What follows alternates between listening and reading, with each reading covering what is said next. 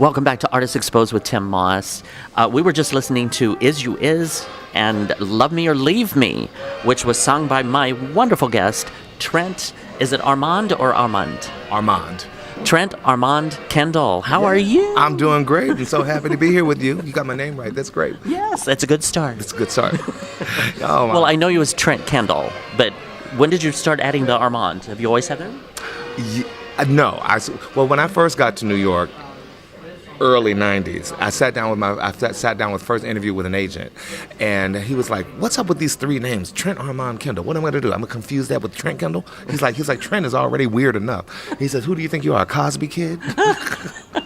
So he made me feel so bad about it. Then I didn't use Armand when I first got here, and then after I was here for a few years, I was like, you know what? I like when they have to take a little more time on my name. I agree. So I stuck it in there. And that way there is no distinction, there's no confusion. That's you. That's me. That is you. Trent Armand Kendall. Yes. But I'm thinking, before we wrap this whole thing up, just cut down to the Trent, like Cher. Oh, I love that. Or LaChanze. Yes. Or Bet. Just Trent. Just Trent. Well, Trent Armand Kendall. Firstly, let's start off with your website, which is TrentKendall with 2Ls.com. We will be coming back to that in just a few minutes. And we're also going to be coming back to Is You Is and Love Me or Leave Me in a little while. But why not? Let's get to know Trent Armand Kendall a little bit right now. Oh my gosh. Well, I thank you for even asking. Well, where are you from originally? I'm originally from St. Louis. Oh, okay. From St. I'm Louis. originally from the Midwest myself. I'm from Indiana. Really? Yeah. What town? I grew up at the corner of a bean field and a cornfield out in the middle of nowhere. Well, just a few years after the divorce, Mother took me to Indianapolis for a year and a half. Okay.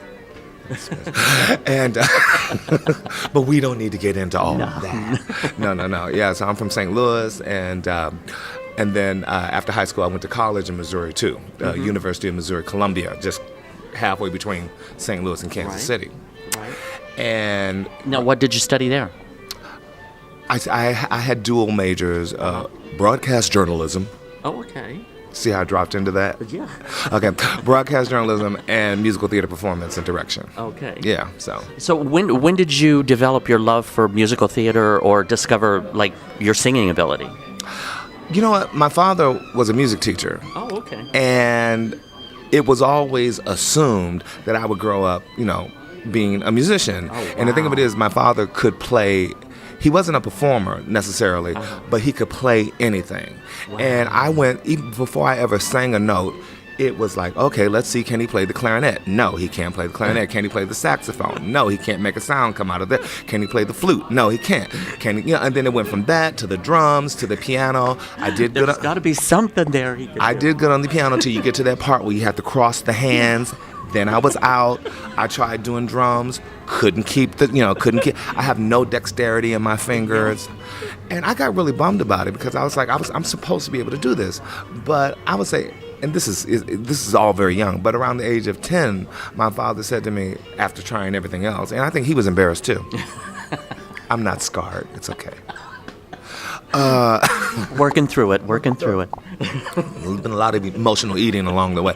But he said to me, he said, "Can you sing?" And I was like, I don't know. And so he took me to the piano. He said, "Let's see if you can sing." And, I'll give you you'll get an indication of what year this was. But he sat down at the piano and started playing Evergreen. Oh. Yeah. Mm-hmm. Evergreen. And, of course, I knew every word. Yeah. And it's Streisand. And then we knew from that moment on. Okay. And you held that last note at the end? Yeah, absolutely. Just kind of, but you got to bend the note. Yeah, right. Yeah. I used to work on that song myself. Yeah, okay. So that's where it kind of all started. But then at the same time, when I was a kid, I went to a school for the arts. Oh, nice. When the whole magnet system was starting. So from the age of 10, and I don't know if they still do this, but at the time they didn't know what these programs were going to be like. So the only thing you really had to do was test at your state level. Oh my God. In reading, writing, and arithmetic. And my mother was a teacher, so both my parents were teachers. So so literally from the age of 10, I just kind of played all day. Oh my God. Played and did shows and did commercials and all of that. really Oh obnoxious. my God, that's wonderful. Yeah, yeah. So Because I kind of had the opposite of, like, with me growing up, they were all like, oh, that's cute. You can sing, you like to dance, you like to act, but now let's get serious, get a real job type of thing, That's which that which Midwestern also working through it. right. Well, that's that Midwestern thing, and and then as a kid growing up in the Midwest, there were so few opportunities coming along, exactly. and the occasional thing would come up, and it'd be like, oh, they said they want me to go to Chicago for. You're like, well, my mother's like, you're not going, you're not going. So, but you did go to school for musical theater and really developed your craft then. yeah, so I got my degree, but then it's like, what do you do with it? Right. And I'd never been to New York. It just sounded crazy, And, Well, it was at that time. right, and you're not exactly, people encourage you, but nobody's really telling you to go out in the world and get your ass kicked. Yeah. But I actually auditioned for this apprentice program my senior year of college. Did you ever hear the Burt Reynolds Dinner Theater? Yeah, down in Jupiter. Yeah. Florida. So that's where I went. That's where I got my equity card. Oh, that's so cool. Yeah. So I was down there the last year that he owned the theater. And that was like being in a endless loop of Nick at Night. The people that would like come through the door. You know? I imagine. Oh my gosh, all his friends. Oh yeah. And see, and as an apprentice, what my responsibility was, you worked a different crew for each show and to learn the trade. And then you would have classes with who was ever starring in the shows at the time. You would have master classes with them during the day, and then you'd work the show at night. Nice. All the shows were cast out of New York, and so you would get to audition for any small available roles, and if you got cast in the show, then you get integrated with these New York and LA actors, right? Wow. But just working backstage, if I'm doing laundry or whatever like that, you'd be like, oh, look, there's Connie Francis. Oh, there's Ann Margaret. There's Carol Burnett. Lonnie Anderson. Lonnie Anderson. She was there. I'd be like, move, Lonnie. I got to run the trash out to the dumpster. But it was great. It was great. Oh, what a wonderful experience, too. And I came out of that. Charles Nelson Riley, who I don't know that many people know that he was actually an incredible teacher and director. I didn't know. And so he was a part of the program down there, and we ended up being great friends, and he became my mentor. And every time that I did shows, once I moved to New York and I did shows that went out to LA, it would be a great time to reconnect with him. And it's actually he that's encouraged me to start writing. Nice. Because I'd be like, oh, I'm enjoying these musicals, but I have my own thing. He said they're never going to get you until you write a vehicle for yourself, because there's just too many things about you that that are so particular. So create something for yourself. I love that. That was wonderful advice. Yeah. Wow. Now, you ended up leading up to Is You Is and Love Me or Leave Me.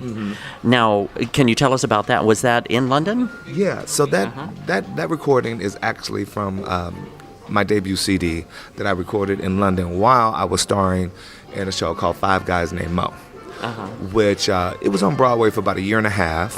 Yeah, I remember. And I came close to getting the Broadway production, but I didn't. And I left off to go do the revival tour of Joseph and the Amazing Technicolor Dreamcoat with Donny Osmond.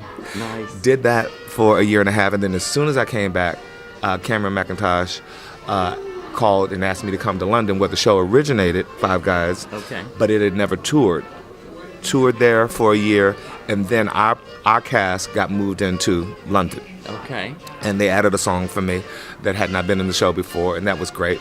But I recorded this CD, and Is You is a big part of Five Guys Named Mo, but on the CD, I do my own arrangement with it, and I mash it up with Love Me or Leave Me. Nice. So that's what you heard. So now you did a one-man show, or well, Five Guys was in London, and then Five Guys was in London, and then later, about 5 years ago, I, with the encouragement of Charles, I created a show for myself that actually ran in all the major festivals here in New York. Fringe and Nymph, and also played about 5 regional cities as well as South Africa. But that show is called Picture Incomplete. Yeah. A one-man musical, and that's me and a 3-piece band, playing about 9 different characters. Nice. And just rocking out. Guy on the night of his 40th birthday working through some issues. a little drinking, a little smoking. You know? There may have been a wig or two. So, isn't there always? Isn't it? If you know what's good for you, if you know how to entertain, you will have a wig at your disposal at any moment. Exactly. I'm sitting on one right now, but I'm only going to pull it out later. Yes. In case Liza Minnelli comes. Oh, Liza. Be Yep. with you in a minute. Yeah. Yeah. Now, well, why don't we take a listen to Incomplete, which is from your show called Picture Incomplete. It's actually the finale. Yeah. So Yeah. we're going to hear the finale of Picture Incomplete, the song called Incomplete, Right. by my guest, Trent Armand Kendall. Yay!